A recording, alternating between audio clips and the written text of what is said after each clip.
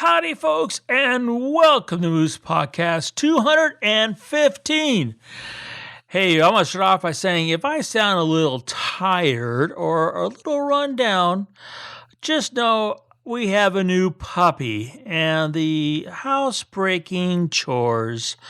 Well, you know, when it's 6 degrees outside, what can I say? Sharon's smart. She makes me go out. So in other words, I'm a little tired. So, with that, howdy and thanks for tuning in. I trust you're all doing well, doing great, staying safe, wearing those masks, and keeping that camera clicking. So I appreciate you stopping by. I really do appreciate it. You know, over the last few months, you guys have been very active on our behalf, and the Moose Podcast keeps going up in the ratings. And that's only important to me because it means we're getting out to more people, sharing more ideas, and hopefully helping people move their photography forward. And that's really key. I also want to thank my good friends at Bedford Camera, bedfords.com, who have worked tirelessly through this whole pandemic to keep us, shooting. Trying to help us as much as they can to keep our passions going and the technical stuff cranking and, of course, telling the stories. So I want to thank Bedford's Camera for sponsoring the Moose Podcast. Remember that when you call or you check out, use that special discount code MOOSE. Save some real money. And then your sales tax, free shipping, hey, it makes a difference. So thank you, Bedford's. So let's get to this week's podcast, The Secret Library.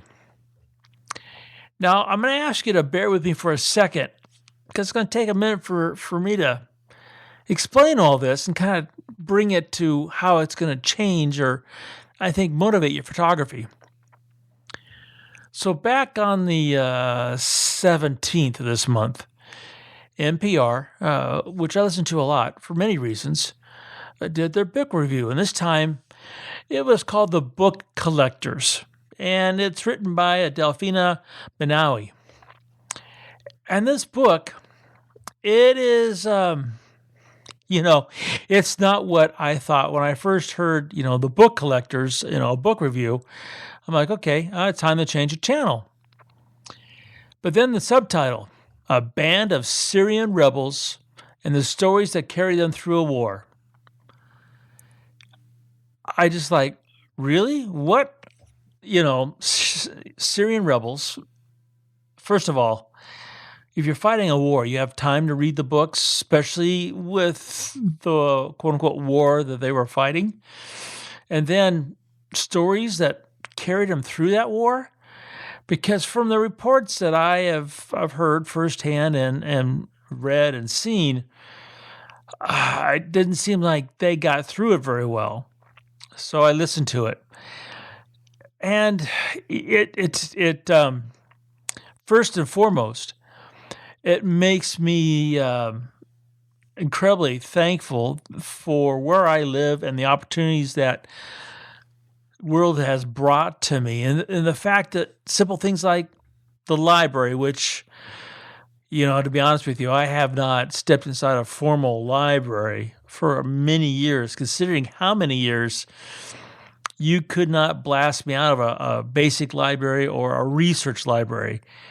And when I moved to the ranch, I found all the notes, the handwritten notes I'd taken back in the day. And we've come a long ways. And in some way, I think, at least for myself, have taken for granted that library, that resource of information, of knowledge, of insight, of lighting the imagination. It's not like I stopped reading books. As a matter of fact, when you come to the ranch, you actually find that we have one whole room that is my library, and it is filled, ceiling the floor, wall to wall to wall, with the books I've read. And this year, I'm down a few copies. I think I'm only up on 8 so far this year, so I'm down a few. But in my defense, one of the books that I asked for that Jake thought I should get, 700 pages. Yeah, 700 pages. And it was not like, it was brutal reading. But anyway, back to this week, the secret library. So what happened, and here's the start, and this is really, I think, important and relevant to us, is that this author, Manawi, saw a photograph. Imagine that. And this photograph taken back, I believe it was like 2013. I'm looking at my notes here, which are, if you've ever seen my typed words, you can only imagine how bad my handwritten words might be. Anyway, and this photograph basically kind of shows the ruins of a house. And remember, we're talking about Syria, we're talking about the war, and things like, and getting ready for this podcast, looking at these guys are dealing with barrel bombs and sarin gas and all that, God, vile stuff that humans think they need to pile upon each other for whatever reason still boggles my mind. Anyway, in the midst of this photograph is taken of these guys who went to this house to help excavate the ruins, and it was filled with books. And one of the main, I won't say characters, but it's a real person, Ahmad, didn't even read books because the books that had been assigned in school were all propaganda, and that they were kind of, convinced that other books that we take for granted, were all basically just propaganda. They weren't real. But then this Ahmad picked up one of these, the books he rescued, and started reading it. And the quote that caught my attention was when Ahmad was reading this book, he said he felt the same sensation of freedom I felt at my first protest.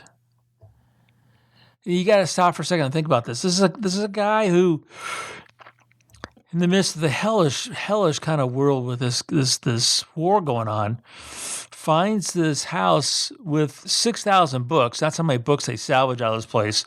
That's much more than I've got. That's an amazing collection. He read these books, and he was, what is this? What do they call it? The spring back there? I forget what it's called right now. Anyway, they're trying to, gain their freedom, which is why they got, fired bombed and all the rest of that horrible stuff. Ahmad felt the same sensation of freedom from reading that book as he felt from his very first protest. That's just bloody powerful. That's the power of what? Not just the written word, but the power of tapping someone's imagination. I don't remember, or I didn't write down what book he had read that brought him that. But man, I mean, it's like this guy's in hell, and he reads his book, and all of a sudden it liberates him to such an extent. And we only know about the story because the author of the book collectors, saw a photograph. Now, Ahmad, they ended up salvaging lots of books. They went on a ton of scavenging missions, and all to sit there and collect all these books, all this literature on theology and science, self-help, and they're up at the 15,000 books. And to preserve their find, this part's what gets me. This 15,000 books that they had salvaged, to preserve this, the men carved out a library in the basement of an abandoned building. And I mean, literally, they carved it out. And then they built wooden shelves and cataloged the books just like you would in a normal library. And then this library became a gathering place, kind of like a mini university in a city where all the professors had either been exiled, jailed, or killed.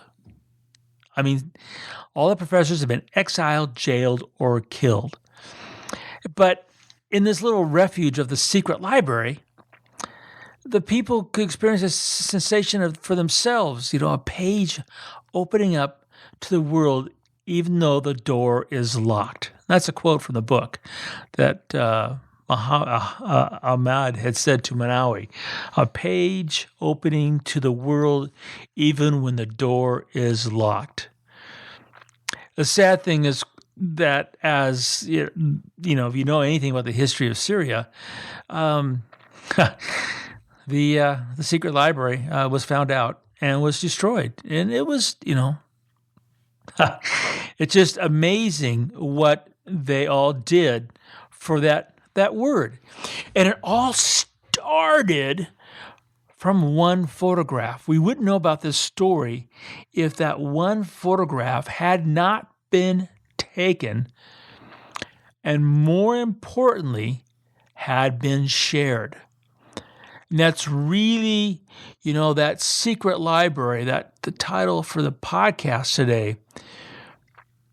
When I started out this thing called photography, all those images that we had in the slide files, which were in file cabinets because they were literally slides, now they're on a hard drive. In the business, we call that our library. That was our library.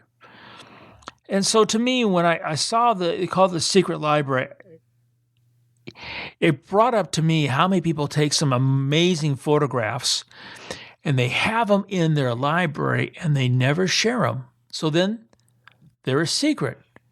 And then it's a secret library. Yet that one photograph brought to light the story of these people who treasured the written word so much that they risked their lives and lost them to preserve just 15,000 copies of, 15,000 books.